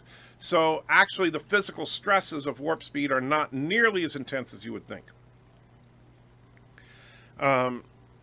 Let's see. Bringing back the Emperor is very stupid, not to mention his miraculous survival from being alive. JJ is pissing and Darth Vader's redeeming act, throwing him off the bridge. F JJ. I don't think that he survived that. That's the thing. I think that he is somehow reincarnated or resurrected, if you will. But we'll find out when the movie comes out. But no, I don't think he survived that fall, but I think that he beat death in the way that he was describing to Anakin in the prequels. In the TNG era, the Excelsior class can separate and reconnect. If that's true, fine. I don't think they've shown it on screen, but I'll take your word for it, Track Reviewer. Travis says Sheev will be coming back as a clone. Really? Okay. You think so? You think Sheev is a clone? I don't think so. But you could be right. Secretly, I am the Emperor. Okay. Skywalker, new moniker for good Force users. I think that Skywalker refers to Luke, because that's what they called him in the old trilogy. He would say, "So, Skywalker," that kind of, you know, that was his name. They can call him Luke Skywalker, you know, or like think about, you know, bring Skywalker to me. You know, that's just how they refer to him. Rey will resurrect Luke, Han, and Leia. Oh, jeez. Don't even go there. I'm calling it now and here for all to witness. Disco jumps to the future and Starfleet is evil and only Burnham and her plucky crew will save the day. Yeah. Well, if you see them in the street and shout out, you may get a bad response. Well, that's true. Captain Rednek says he said Jonathan Frakes again. Did I say Jonathan Frakes? I'm so sorry, Captain Rednek. Frakes. If I said Franks, my bad. This is real equals MC squared stuff right here. So you think I don't know that he's a clone, but I hope not. I think that would be cheesy. Well, we had a ghost Obi-Wan, so why not a ghost Emperor? Well, except that it seems like the Force ghosts are only light side users. So, but we'll see. I think the EU Emperor had clones. I heard someone say that. I don't know anything about the EU, so I couldn't say. True for warp travel, but the ships have to maneuver and battle with impulse engines. It seems like mostly Newtonian physics. You're right, but again, keep in mind where the impulse engines are located. The impulse engines are on the back of the saucer, not on the warp nacelles, which means that when you're maneuvering an impulse, picture the torque is coming from the saucer itself, and that's just why the shape of the neck is what it is that it's pulling the secondary hull and the nacelles with it. Yes, Kylo Ren is a Skywalker, but I don't think that's what they're talking about. At least I hope not. In storyline Dark Empire, Luke fell to the dark side in a quest to destroy the Emperor's clones. Really? That's interesting. Jonathan Frakes always makes Anti-Trekker think of sausages. That must be it. Would be nice if they jumped to the future and Disco was destroyed and the rest of and resets the timeline. That would be cool. I don't think they're going to go there. EU Emperor did have clones. Yeah, but I don't think he's a clone. I think he's and even if he is, he's still, somehow he got reinfused with his spirit or something. BIRDOPREY says, Anti-Trekker, new theory. Georgiou beams Pike and Ash to the Mirror Universe and beamed Mirror Pike and Ash to the Enterprise. That would actually be interesting. Her confession made no other sense. Well, except that I think she was just trying to get a rise out of Pike. There you owe Anti-Trekker the title of your next live. This is some real EMC script. That's true. I should call it. That's not bad, Peter. The dark side had Force Ghosts of the EU. They were like poltergeists. Okay, I didn't know that, but at least in the films, we've only seen light side users be Force Ghosts. Didn't Mark Hamill say in an interview that he was barely in episode 7, or let's see, 7, and in 9 he really only got one movie. I don't know if he said that, but we'll see. There's a difference between pandering versus baiting for subversion, which disappoints. As a fan, I want stuff we like, not bait and switches. I agree, Zarkon, and thank you for the $5, by the way. I totally agree that pandering, while it can be annoying, it's not necessarily always a bad thing, because if you are pandering to the fans, it means you're making stuff intentionally for the fans that they would want. That's not a bad thing all the time. Where it becomes bad is when you're trying to pander for political reasons and stuff like that, and that becomes detrimental to your overall work. At the convention, someone was selling perfect replica of HAL 9000 with a Bluetooth speaker. Oh, I would buy that. I would absolutely buy that. That's awesome. Darth Bane appeared in spiritual form in the Clone Wars. Okay, I didn't know that, but I don't watch Clone Wars, so I admit my bias, or my ignorance there. Zarkon says, Anti-Trekker, TARDIS squished Rey, Sue, and Michael Sue. That's true. I hope the Emperor is a clone, or probably looks like my wife by now. Laughable. That's not a nice thing to say. I'm sure your wife is lovely. Well, then again, she married you, so maybe not. Luke said, Anti-Trekker, regarding structural integrity, many instances where warp field pushed too far threatens to tear the ship apart. Besides, warp only shortens the distance, doesn't increase the actual speed. Right. But the thing is that where people get confused is the thrust, if you will, of the motion is not coming from the warp nacelles. So there is no torque, if you will, of the warp nacelles pushing the ship. It is actually the impulse engines pulling the ship. And based on the physics and engineering of that, the ship is much more sound if you think of it that the thrust is coming from the impulse engines. The Emperor is going to use the wreckage of the Death Star to turn into a giant video game style boss because focus groups say that's what kids like. Oh, jeez. And Trolita says, oh my god, I would buy that. I want Hal. I would too. Man, I would put it right, you know, put it on my table right here. And yeah, that would be awesome. I would love to have a replica of Hal. Yet impulse is what propels the ship, and impulse being located in the saucer exerts stress over the entire secondary hull, but not as much as it would if it was being pushed by the warp nacelles. That's my point. I know that there's always stress, but if you look at and that's actually why it's an improvement on the design, what we see in TMP, because they redesigned the pylons to absorb that stress better, and that's why they're swept back. I'm okay with that. But to have them have the pylons swept back in the pre-original series era means that the refit made no sense. Why would you make the pylons strut back, then make them straight, which is a less sound position, and then strut them back again? It doesn't make sense. Yeah, BIRDOPREY, when are you streaming today? If I can, I want to try and catch your stream, but, you know, I'm going to be running around today, and I got a lot of work to do. Good point about the force fields. Yeah, and that's the other thing we got to remember is that structural integrity on Starfleet ships is helped with force fields. That's why when they talk about structural integrity at 73%, they're talking about the force fields, because obviously they're not saying that, you know, hey, look, this wrench, its structural integrity is at 99%. It's at 95%. No, it's just there, and then it breaks. I think it's foolish to have any hope for the film. The second movie in the trilogy, it broke beyond repair. There's no way the story as a whole will make any sense now, and the new characters are boring. I don't know, Phil. I think you're being pessimistic. I'm going to try to stay optimistic unless I start hearing some really bad stuff. Peter throws a link for the new Endgame teaser. Very cool. I will check that out. On April 20th. I'm not going to... well, it's only 15 seconds long. All right, let's take a look at this teaser, because 15 seconds, hopefully I won't get a copyright strike for that. Which, watch now, I will. All right, so, April 26th. This is the fight of our lives. Every journey has an end game. Who hasn't been to space? You better not throw up on my ship. Avengers Endgame. Rated PG-13. Tickets available now. On April 20th. But that didn't show Thor and Marvel fighting. So, you know... Peter, where's the Thor Marvel fighting? That's what I wanted to see. Entric, what are your thoughts on Prelude to Axanar and new episodes coming this fall? I liked Prelude to Axanar. It was the best of the fan films, in my opinion. I think that CBS should have hired them to do Discovery instead of Kurtzman.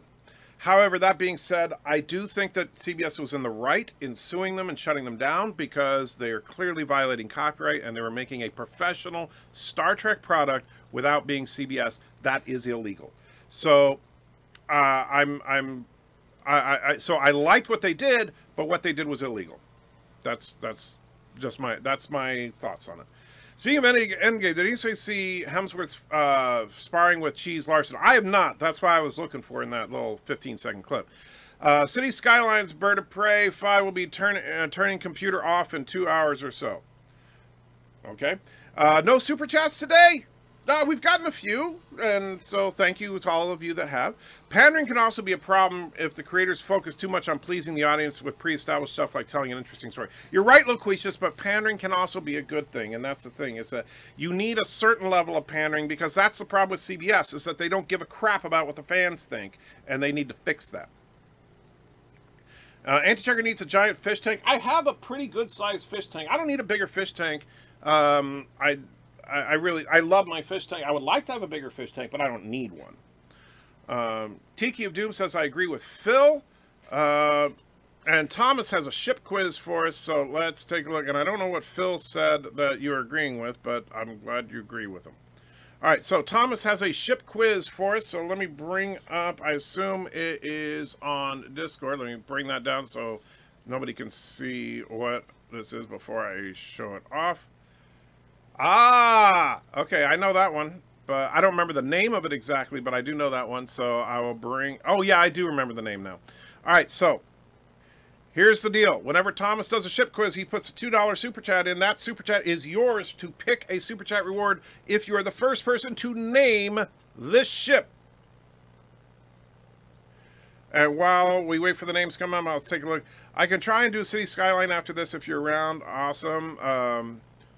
And Philip, everybody's agreeing with Philip. What did Philip say that everybody's agreeing with? Oh, the foolish to have any hope with. I don't know. I think Philip's being too pessimistic. Peter says it's from Marvel. Oh, okay. So it's like an article you read. Okay. All right. So, and of course, I didn't see if Thomas has named an official winner yet. Doesn't look like it. Even though I think the right answer has been said a couple of times, so, but we'll see. Thomas is the official declarer of the winner. Pandering should be 60-40, not 80-20. Well, and by the way, Peter, I would like to see Danvers and Thor fight as well. After what Axonar people did to Mecha Random, they are dead to me. Star Trek continues all the way. I don't like Star Trek continue. I don't know the whole thing with Axonar and Mecha Random. I wasn't there for it, but I'm just talking about the product itself. I'm not talking about the people. Let's see. I copied a trick and got a fish tank. No joke. Well, no problem. I like having a fish tank. It's very relaxing. All right, so let's see. Thomas, looks like Bird was first. That's what I thought too, but I wanted to make sure that's what you saw. Yes, it is Tin Man. So, and BirdOPREY says if that's not Tin Man, I'm going to destroy the city. You're going to destroy the city anyway. That's just how you are. And Mercer throws an article. Oh, there's the HAL 9000, $999. That's expensive, but man, I would love to have that. But I will tell you, I'm not going to spend $999 on it because that would be enough money for me to get my copyright-free server set up, and so that's what I would do with the money. All right, so the USS Armadillo, I like that. All right, so Bird, you get to pick a super chat reward, and he picks number 1. You got it, my friend. Let me bring that up. Star Trek Discovery is not even canon, even though it keeps saying it is. And Michael is just too perfect to even exist, and you need to shut up about it being actually good. I just wanted my waffle. And yes, that is absolutely true. That's where I would be if not for you guys. So thank you for that. And Mercer is saying, no, it's Gumtoo. Is that the actual name of it?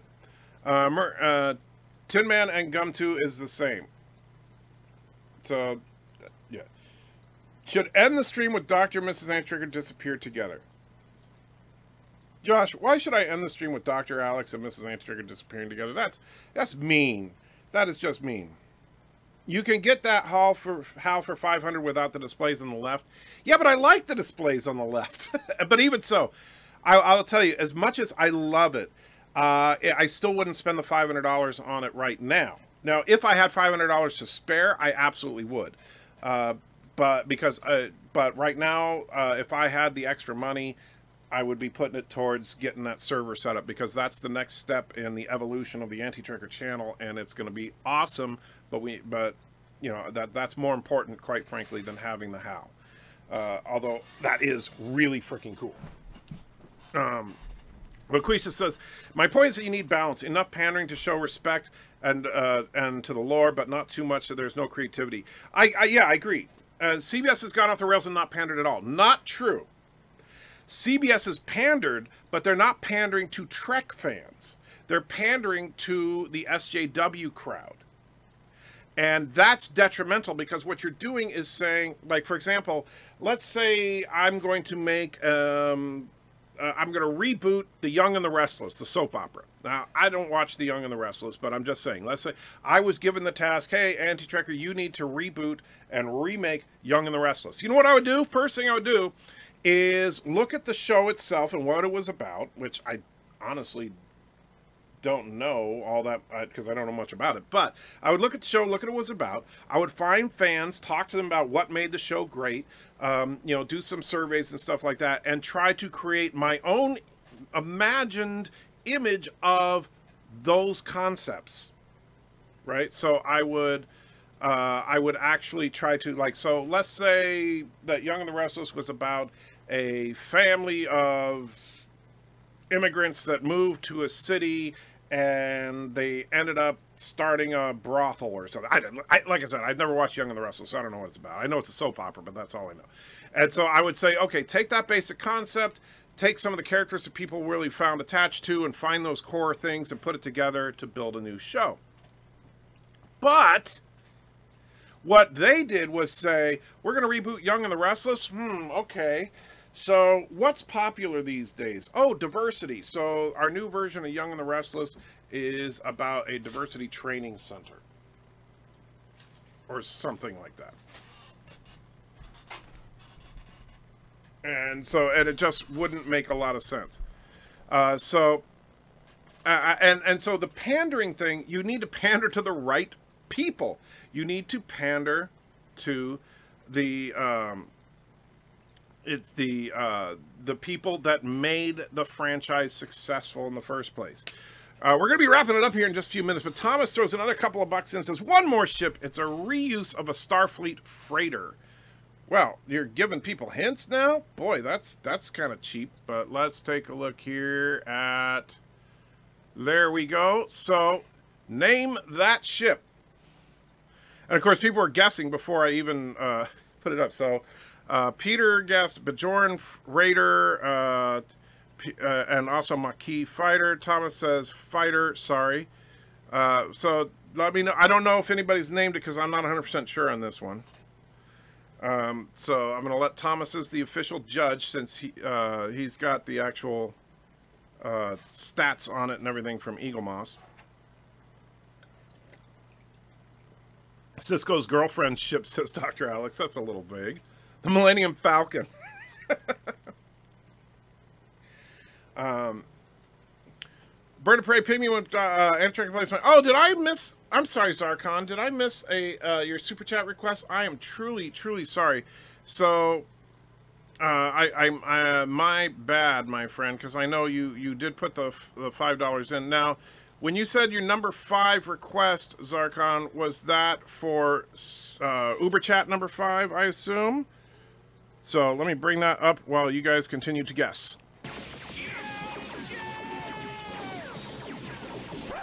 So, does anybody really know why we're fighting anyway? Well, I think... Hey, didn't he vote for Trump? He did. Get him! Get him! So remember, if anyone has an opinion, they're probably wrong. Now we know! And knowing is half the battle. And so then he said, no, the TURDUS, so wrong number 5.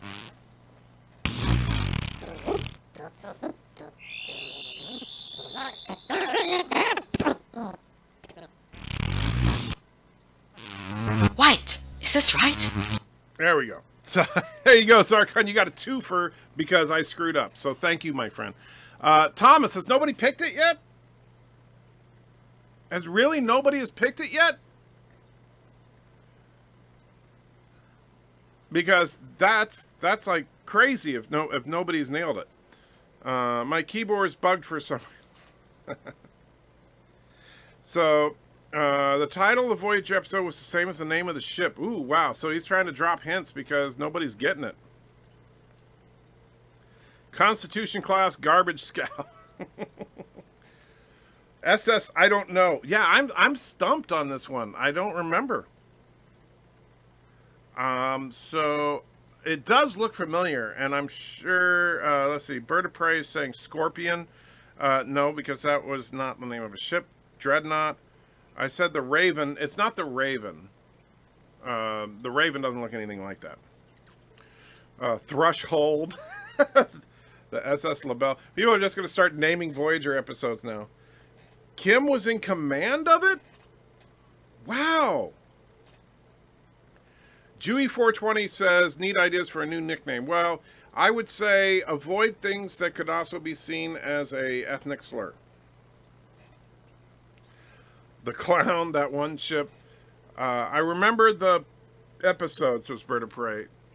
Well, it's not the Delta Flyer. The Tallywhacker.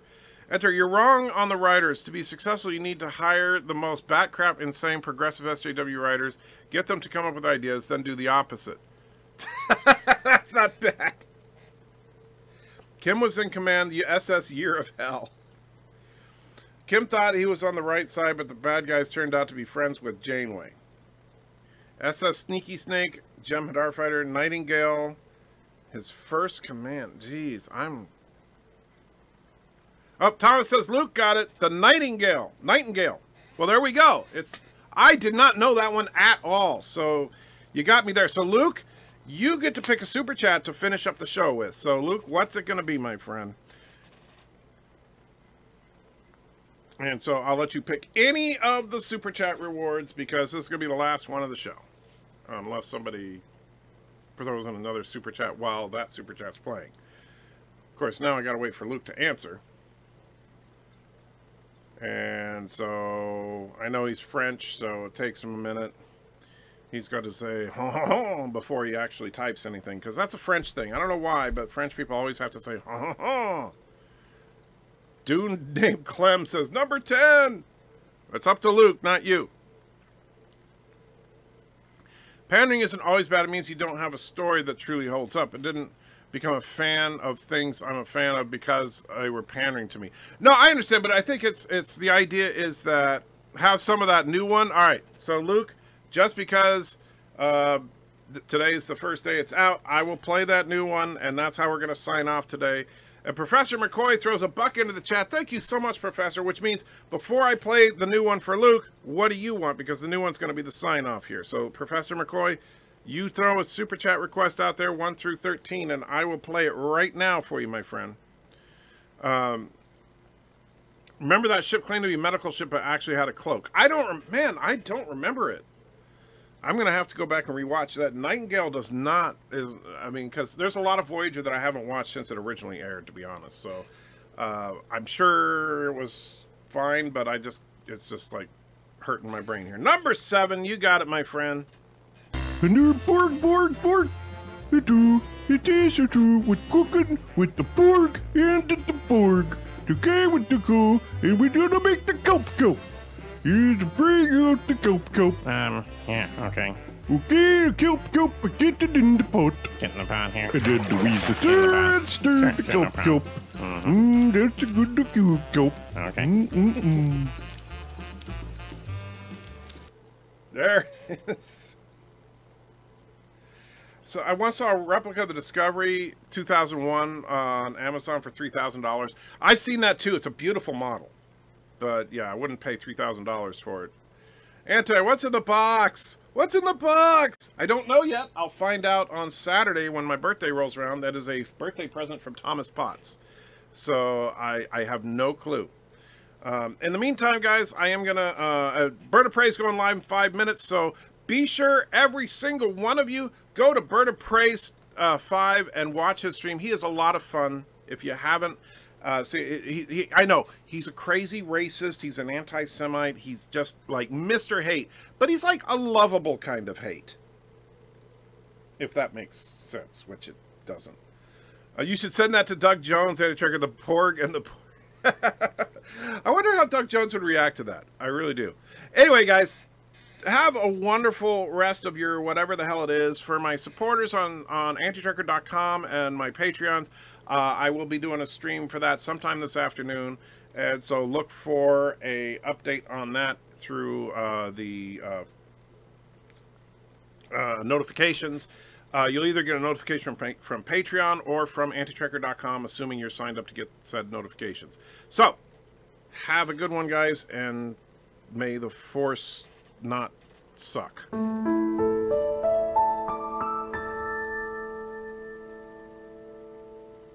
And introducing Bearded Spock with his amazing dyslexia powers. Good thing the wife doesn't realize I actually like STD. Well, what she doesn't know won't hurt her.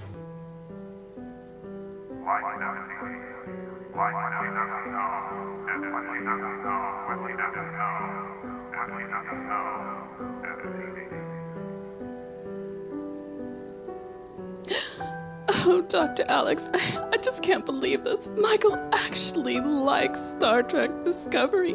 I don't know what to do. I think I want to be with you. Bridget, this is so unexpected. You want to run away with me? I don't know what to say.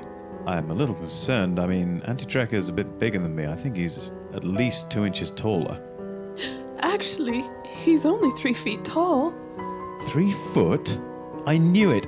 I knew that hatch was for him as a dwarf. Actually, he's not a dwarf. What? He has big hairy feet. He's a hobbit. And his feet are furry? He's a hobbit. Oh my god. He's just not to be trusted.